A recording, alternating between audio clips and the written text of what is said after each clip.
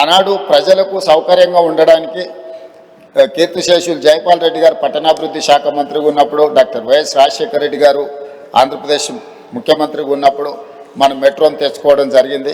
జైపాల్ రెడ్డి గారు ఆనాడు viable gap fund project నిర్మించడానికి అవసరమైన నిధులు సరిపోతలేదు అనుకున్నప్పుడు కేంద్ర ప్రభుత్వం నుంచే వైబుల్ గ్యాప్ ఫండ్ ఇచ్చి ఈరోజు మెట్రోని మనం నిర్మించుకున్నాం. ఆనాడు మనం మెట్రో నిర్మించినప్పుడు దేశంలో 2వ స్థానంలో ఉంటాం అధ్యక్ష. మొదటి స్థానం ఢిల్లీ ఉంటే 2వ స్థానం హైదరాబాద్ నగరం ఉండే. ఈరోజు 10-12 సంవత్సరాల నిర్లక్ష్యం వల్ల దేశంలో 9వ స్థానానికి మెట్రోలో మనం పడిపోవడం జరిగింది అధ్యక్ష. అందుకే ఈరోజు వీటన్నిటిని దృష్టిలో పెట్టుకొని మనం ఒక కార్యాచరణను తీసుకున్నాం, తెలంగాణ రైజింగ్ 2047. ఇందులో 3 జోన్లుగా మనం విభజించుకోవడం జరిగింది. Cure, pure, rare. క్యూర్ అంటే outer ring road inside 2073 square కిలోమీటర్లు, 1,34,00,000 జనాభా ఉన్నారు అధ్యక్ష. ఈ ప్రాంతం ఈరోజు కాలుష్యంతో కూడుకున్న పరిశ్రమలు ఉన్నాయి, రెడ్ కేటగిరీ ఇండస్ట్రీస్ ఉన్నాయి, ఆరెంజ్ కేటగిరీ ఇండస్ట్రీస్ ఉన్నాయి, సర్వీస్ సెక్టర్స్ ఉన్నాయి, చిన్న చిన్న వ్యాపారాలు ఉన్నాయి, అదేవిధంగా కూరగాయల కేంద్రాలు ఉన్నాయి, మార్కెట్స్ ఉన్నాయి, బేగం బజార్ లాంటి ప్రాంతాలు ఉన్నాయి, కొత్తపేట ఫ్రూట్ మార్కెట్.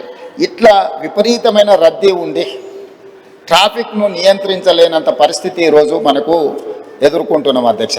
అందుకే ఈరోజు ప్రభుత్వం ఈ ప్రాంతాలను 3 జోన్లుగా విభజించిన తెలంగాణ రాష్ట్రాన్ని సంపూర్ణంగా.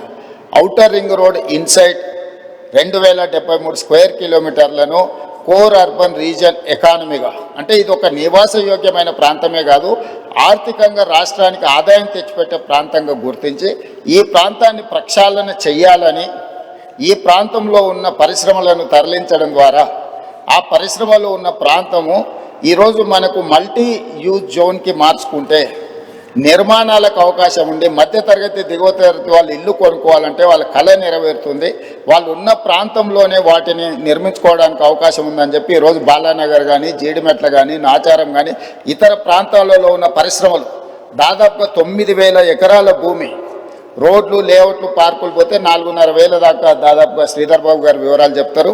ఈ భూమి అంతా కూడా ఇక్కడ కాలుష్యం వెదజల్లుతున్న పరిశ్రమలు ఉన్నాయి. ఈ కాలుష్యం వెదజల్లుతున్న పరిశ్రమలను ఔటర్ రింగ్ రోడ్ అవుట్ సైడ్కి తరలిస్తే ఈ భూమి అందుబాటులోకి వస్తే అపార్ట్మెంట్స్ నిర్మాణం కానీ, హౌసింగ్ కాలనీస్ కానీ వస్తే చాలామంది మధ్యతరగతి దిగువ తరగతి వాళ్ళు ఇల్లు కొనుక్కోవడానికి అవకాశం ఉంటుంది, నివాసయోగ్యమైన ప్రాంతంగా ఉంటుంది. ఈ కాలుష్య పరిశ్రమలను తరలించడం వల్ల ఇక్కడ కాలుష్యాన్ని నియంత్రించినట్టు ఉంటుంది అనేది మొట్టమొదటి ప్రణాళిక అధ్యక్ష. అదేవిధంగా రోడ్లను 3 రకాలుగా విభజించినాం అధ్యక్ష. 1 under pass, 2 surface, 3 elevated corridors. ఒకే ప్రాంతంలో ట్రాఫిక్ ఒక జంక్షన్కి వస్తే ఆ జంక్షన్లో సిగ్నల్స్ వల్ల 3 నిమిషాలు సిగ్నల్ పడితే 7-8 కిలోమీటర్ల ట్రాఫిక్ జామ్ అయిపోతుంది. అందుకోసమని ఈ ట్రాఫిక్ నుంచి నిరంతరం ప్రయాణం జరిగేటట్టే ఉండాలి, కొత్త స్లోగా పోయినా కూడా ఆగకుండా పోవాలనే దాంతో అండర్ పాస్లు, సర్ఫేస్ రోడ్ లెవెల్లో, ఎలివేటెడ్ కారిడార్స్ 3 రకాలుగా విభజించి ఈరోజు మనం ప్రణాళికలు తీసుకున్నాం. దానికి సంబంధించి రాతపూర్వకంగా 29 ప్రాంతాలలో జరుగుతున్న పనులను ఈరోజు మీ ముందర పెట్టడం జరిగింది అధ్యక్ష. అదేవిధంగా ఈరోజు అత్యధిక జనాభా ప్రయాణం చేసే మెట్రోను ఈరోజు విస్తరించాలనుకున్నాం. మెట్రోను విస్తరించడానికి ఈరోజు ప్రయత్నం చేస్తే ఎలాంటి మేము ఈ వ్యాపారంలో ఉండదలుచుకోలేదు, విస్తరణకు మేము అనుకూలం కాదు అని తేల్చాను. కేంద్ర ప్రభుత్వం ఏం నిబంధన పెట్టిందంటే మీరు విస్తరణకి ఎల్ఎన్టీ అయినా ముందుకు రావాలి, లేదు అంటే ఆ ఎల్ఎన్టీ సంస్థను రాష్ట్ర ప్రభుత్వం అయినా స్వాధీనం చేసుకోవాలి. రాష్ట్ర ప్రభుత్వం కొంత, ఎల్ఎన్టీ కొంత నిర్వహిస్తే నిర్వహణలో సమస్యలు వస్తాయి, ఆ తర్వాత ఈ ప్రాజెక్టు ప్రయోజనం లేకుండా పోతుందని చెప్పి కేంద్ర ప్రభుత్వం నిబంధన పెట్టడంతో ఈరోజు ఎల్ఎన్టీతో మాట్లాడి చర్చలు చేసి ఒక ఆఫీసర్స్ కమిటీ, ఒక క్యాబినెట్ సబ్ కమిటీని వేసి ఈరోజు మెట్రోను రాష్ట్ర ప్రభుత్వమే స్వాధీనం చేసుకొని దాదాపుగా 15,000 కోట్ల రూపాయలతో ఈరోజు మెట్రోను రాష్ట్ర ప్రభుత్వమే స్వాధీనం చేసుకొని ఇంకొక 76 కిలోమీటర్లు మొదటి విడతగా మెట్రోను విస్తరించుకోవడం ద్వారా ఈరోజు చాలా దగ్గర లాస్ట్ మైల్ కనెక్టివిటీ మిస్ అయింది అధ్యక్ష. తమరు వచ్చే రూట్లోనే ఎల్బీ నగర్ వరకు మెట్రో ఆగిపోయింది, కానీ వాస్తవంగా ట్రాఫిక్ మన హయత్ నగర్ అవతల నుంచి సిటీలోకి వస్తున్నారు. ఈరోజు ఏ రాష్ట్రంలో ఏ దేశంలో అయినా మెట్రో అనేది ఎప్పుడు ఎయిర్పోర్ట్కి కనెక్ట్ చేసి ఉంటుంది అధ్యక్ష. మన దగ్గర ఎయిర్పోర్ట్కి కనెక్ట్ లేదు అధ్యక్ష.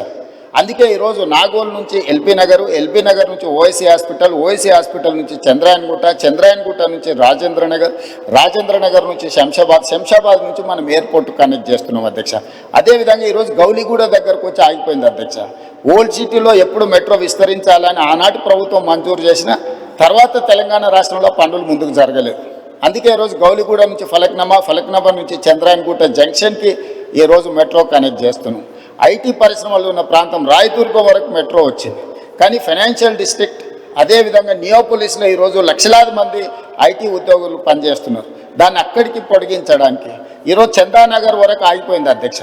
వాస్తవంగా బిహెచ్ఎల్ రామచంద్రాపురం నుంచి అత్యధికంగా జనాలు మనకి ఈ వైపు ప్రయాణం చేస్తున్నారు అధ్యక్ష.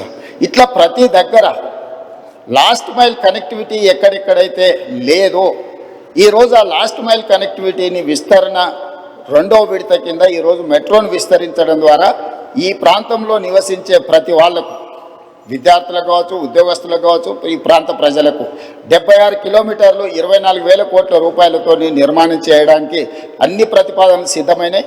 ఇప్పుడు ఈ నెలాఖరు వరకు కానీ లేకపోతే ఏప్రిల్ నెలలో ఎల్ఎన్టీ నుంచి మనం మెట్రోని స్వాధీనం చేసుకుంటే భవిష్యత్ కార్యాచరణ ముందుకు వెళ్తుంది. కేంద్ర ప్రభుత్వం కూడా సానుకూలంగా స్పందించింది భవిష్యత్తు విస్తరణ కోసం మెట్రో విషయంలో సంబంధించి అధ్యక్ష. అదేవిధంగా ఎలివేటెడ్ కారిడార్స్ మీకు తెలుసు